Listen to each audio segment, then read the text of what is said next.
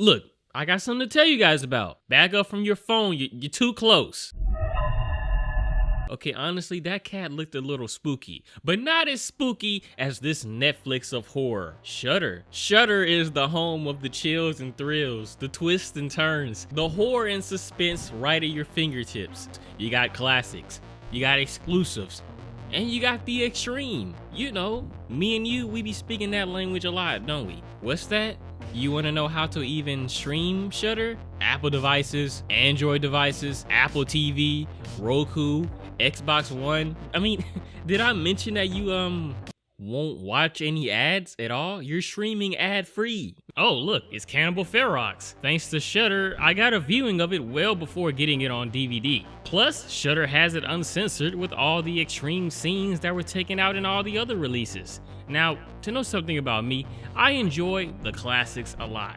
As soon as I saw Halloween or Texas Chainsaw Massacre, I watched both right away, back to back, even though I've seen them plenty of times before. And you know I love the Korean horror films, guys. A Tale of Two Sisters has been the #1 Korean horror film I've been eyeing for a while, and I streamed it with haste. But these Shudder exclusives are so awesome too. Like, don't even let me tell you about the rape revenge movie Revenge. Eye for an Eye is an instant stream, easily. They are always adding new titles, new exclusives like Horror Noir, Free from Hell, or Creepshow, among others. Plus, Shudder curates these awesome collections for you to dive deep into various genres. You know we got some history in this one right here though. So Shudder is your host of essential horror content for $5.99 a month or $56.99 a year. But how about you just try it out for 30 days? See how you like it. See what you think. Get started streaming today, after this video of course, and get 30 days free by going to Shudder.com and using the code SPOOKY when you sign up. Try out Shudder 30 days free by going to Shudder.com and using that code SPOOKY when you sign up. Look, even the button's Shudder. Just clap it up for Shudder for sponsoring this video.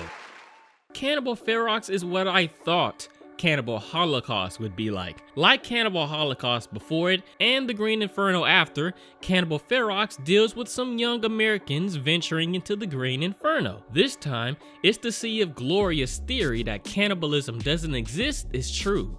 Yikes. Looks like she should get another dissertation topic. If she survives, of course. You're gonna see the common themes relevant to that cannibal boom, and this film has gross cannibalism and animal cruelty that rivals Cannibal Holocaust. If you want to see what happens, including all the messed up parts, stay tuned for the breakdown. Cue to Gohan.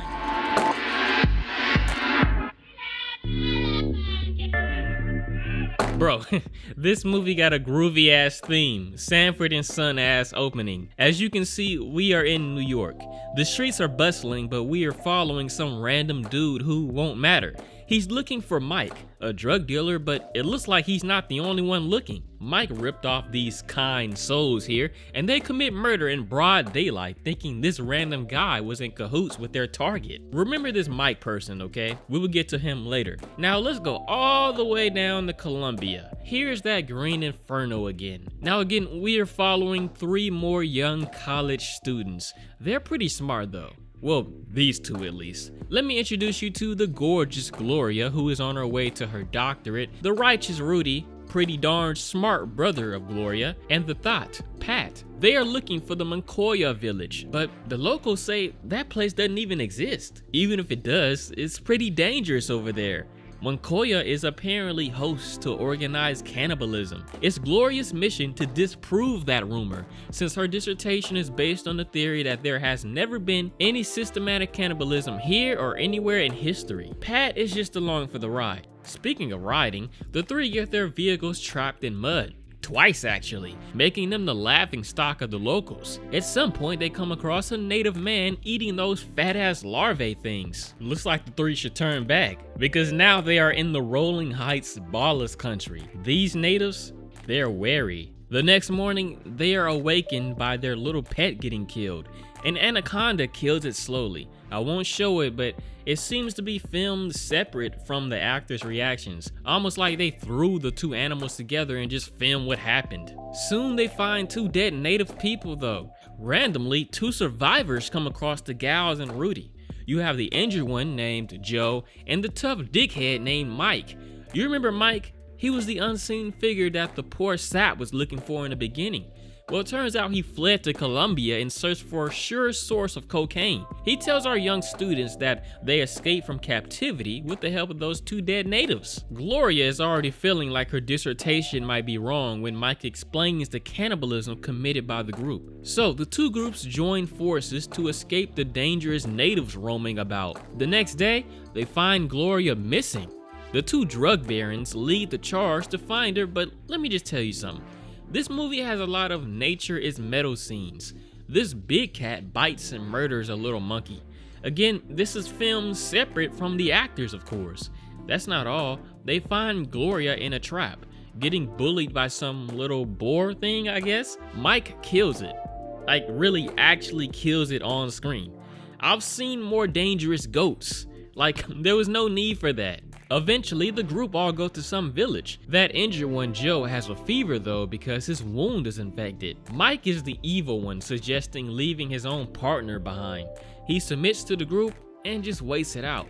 Now, ain't nobody care that Pat gets it on with anybody, but fuck Pat. Fuck Pat, because she and Mike get hopped up on cocaine and decide to bully 2 native kids playing around. They wasn't just bullying them, they were gonna kill them. Pat is out of her league and she noticed, but Mike seems to have some crazy bloodlust. He deserved to be hunted down by the natives. He shoots the young lady here. This man Rudy though, he knocked Mike flat on his ass. He had to pull a gun out just to feel tough. The fight ends because Joe is relapsing. They need a special tree root to bring down that fever. Later, we see the natives kill a big turtle, just like in Cannibal Holocaust when the camera crew killed the big turtle. This movie is at least on par with Cannibal Holocaust when it comes to that animal cruelty, probably. Look, we know Mike is not just any old drug dealer, he's sadistic, and it's the reason why the natives are up in arms. Joe tells everybody the real reason why he's injured. Mike lied and said they were just attacked or whatever, but in reality, Mike's bloodthirst had him kill various natives, literally torturing them for no reason as Joe watched. Now, there is more sympathy for the natives, but still, they're bloodthirsty cannibals. Even worse, Rudy and Gloria discover that slut Pat ran off with Mike along with all the supplies. Once Joe dies, it's the 2 siblings all on their own. They find a rotten papaya meant to place a curse on them, meaning that they are at the wrath of the natives who want to take revenge.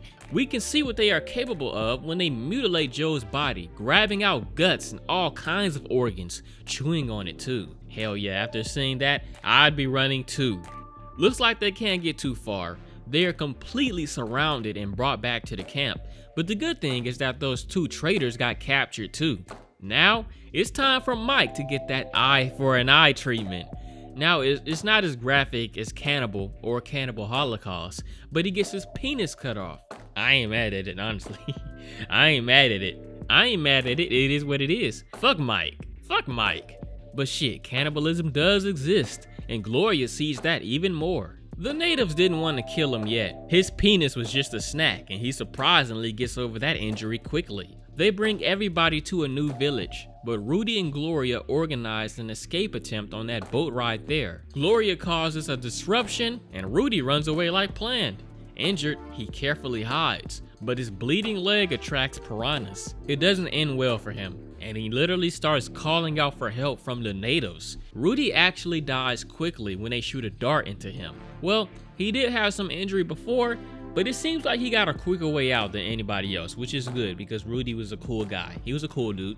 Pat and Gloria are stuck inside a hole in the ground. It's here that Gloria blames themselves for the treatment they are getting. We civilized people and our superior and selfish way of living. Later, Mike digs himself out of his cage. He attacks a guard, but in the meantime, a sympathetic native gives the girls a rope so they can escape. Mike scares him away and cuts the rope for some reason. I don't even see him as a human being at this point. Like, what is up with this organism? Evil.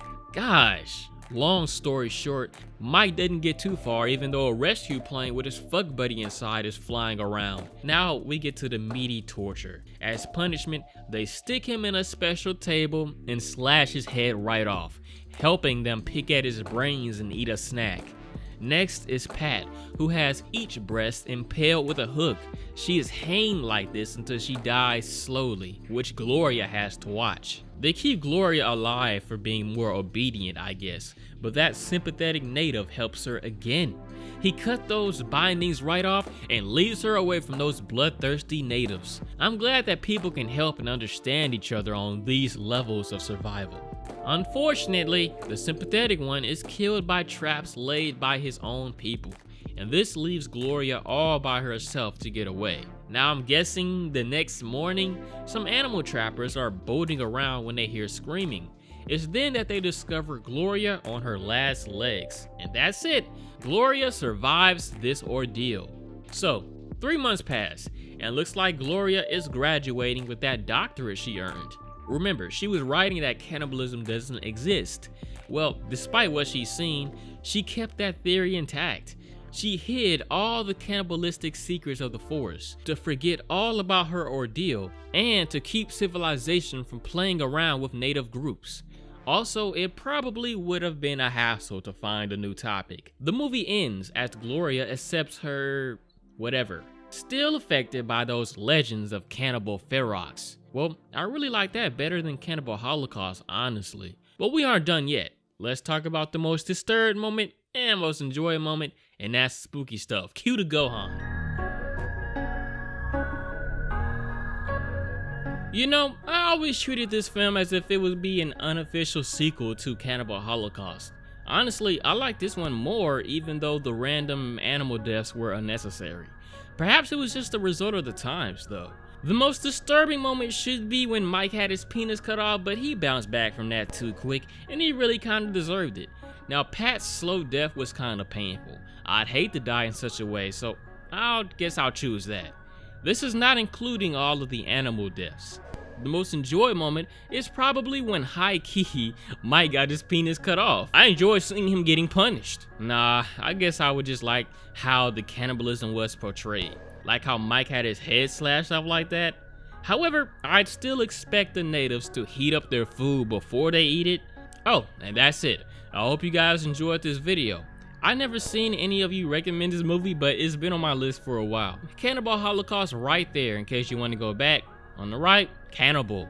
A very gross cannibalistic movie. Remember, try checking out Shudder for that 30-day free trial. I'm sure you'll enjoy it. Thanks for watching. Spooky out.